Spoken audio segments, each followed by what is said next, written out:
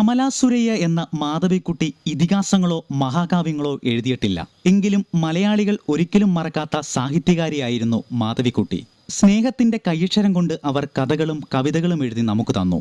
മലയാളത്തിൽ മാത്രമല്ല, ഇംഗ്ലീഷിലും കഥകളും കവിതകളും എഴുതി പ്രശസ്തി നേടിയ മലയാളത്തിന്റെ ലോകസാഹിത്യകാരിയായിരുന്നു കമലാ സുരയ്യ.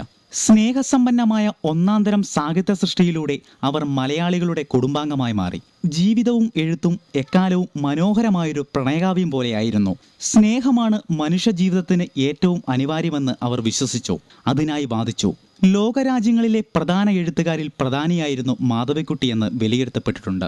മലയാളത്തിന്റെ സാഹിത്യ തറവാടായി വിശേഷിപ്പിക്കപ്പെടുന്ന നാലപ്പാട്ട് വീട്ടിൽ പ്രശസ്ത കവിയത്രി ബാലാമണി അമ്മയുടെയും VM നായരുടെയും മകളായി 1934 മാർച്ച് 31 മാധവിക്കുട്ടി ജനിച്ചത്.